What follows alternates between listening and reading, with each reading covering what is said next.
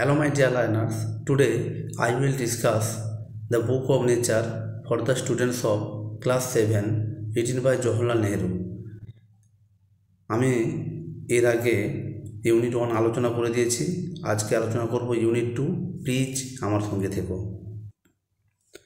You read history in books, তুমি বইয়ে ইতিহাস পড়ো, বাট ইন ওল্ড টাইমস, কিন্তু প্রাচীনকালে, when man did not exist surely, যখন নিশ্চিতভাবে মানুষের অস্তিত্ব ছিল না, no books could have been written, কোনো বই লেখা হয়নি। How then can we find out what happen then, তাহলে কীভাবে আমরা বুঝবো তখন কি ঘটেছিল? We can not merely sit down, আমরা কেবল বসে থাকতে পারি না, অ্যান্ড ইমাজিন এভরিথিং, সব কিছু কল্পনা করে নিতে পারি না।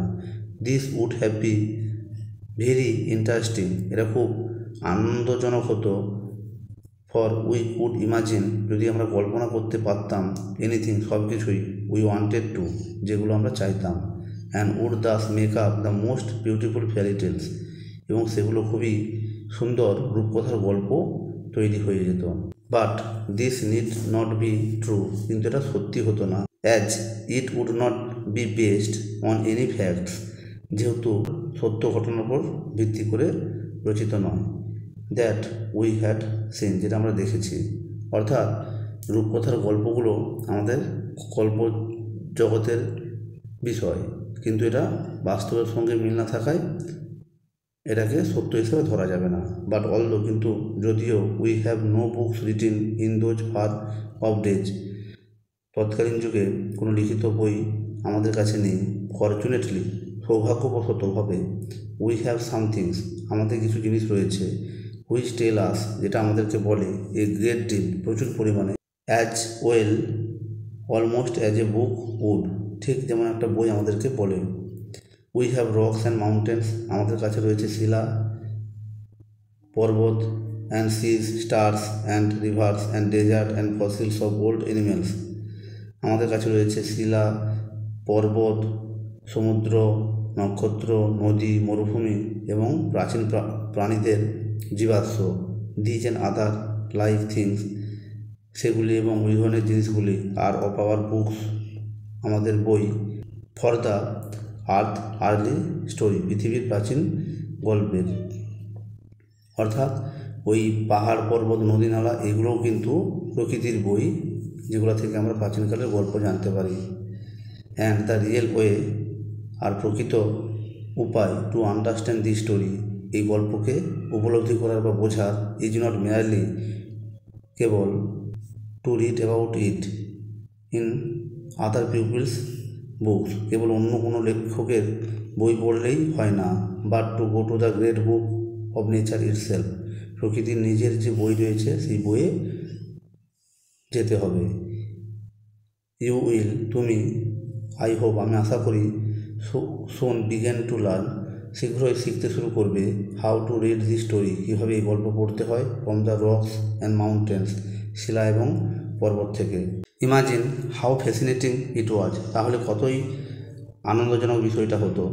এভরি লিটল স্টোন, প্রত্যেকটা ছোটো পাথর, that you see lying in the road, যেটা রাস্তার পাশে পড়ে থাকে, or on the mountain side, অথবা পর্বতের পাশে, may be a little page, এটা ছোটো পাতা হতে পারে, ইন নেচার্স বুক, প্রকৃতির বইয়ের, and may be able to tell, এবং বলতে পারে, ইউ, তোমাকে, সামথিং, কোনো কিছু, if you only knew how to read it, যদি তুমি পড়তে জানো।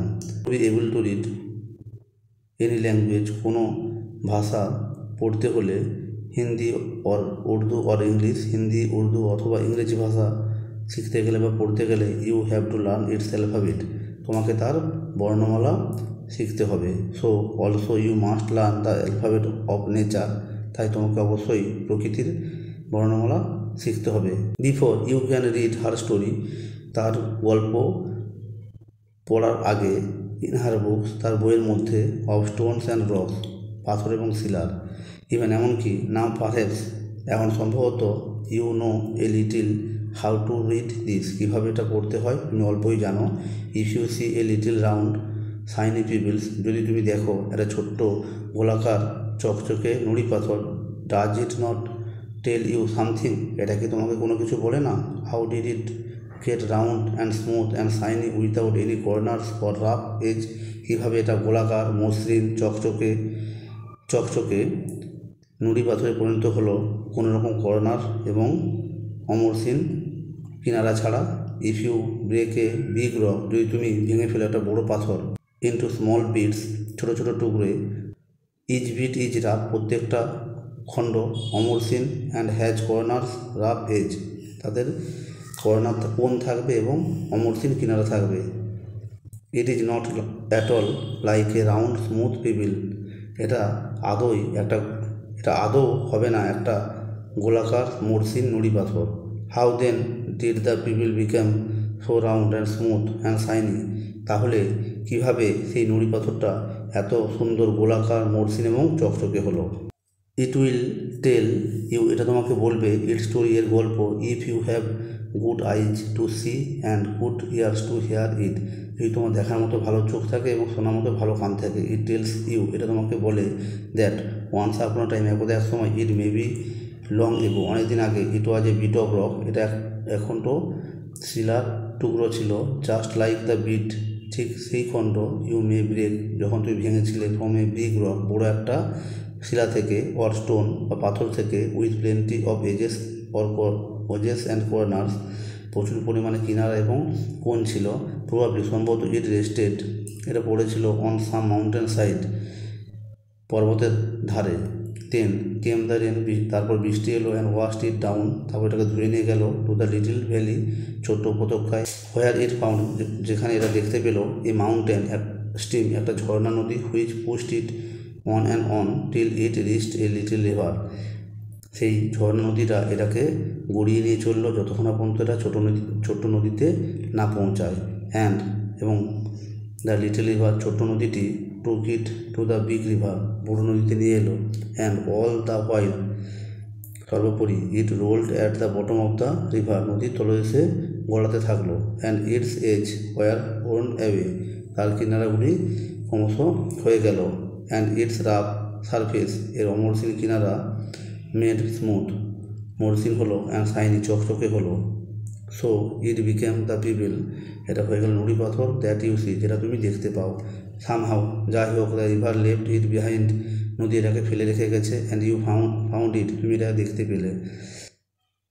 If the river had carried it on, যদি নদীটাকে বয়ে নিয়ে যেত, it would have become smaller and smaller, এটা ক্ষুদ্র থেকে আরও ক্ষুদ্র হয়ে যেত, টিল, যতক্ষণ না পর্যন্ত, অ্যাট লাস্ট, অবশেষে, এটা became a grain of sand, বালুর কোনায় পরিণত হতো, অ্যান্ড জয়েন্ট, এবং যোগ দিত, ইটস ব্রাদার্স, তার ভাইদের সঙ্গে, অ্যাট দ্য সি সাইড, সমুদ্রের ধারে, to make a beautiful beach, সুন্দর একটা সৈকত বানানোর জন্য, হোয়ার, যেখানে, লিটিল চিলড্রেন, ছোটো ছোটো শিশুরা, ক্যান প্লে, খেলতো, অ্যান্ড মেক ক্যাসেল, দুর্গ বানাতো, আউট অফ দ্য স্যান্ড, বালি দিয়ে।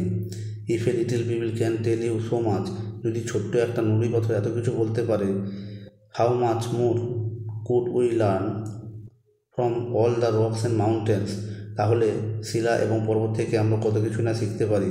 And the many other things, এবং অন্যান্য অনেক কিছু জিনিস, উই সি অ্যারাউন্ড আস, যেগুলো আমাদের আশেপাশে পড়ে থাকতে দেখি।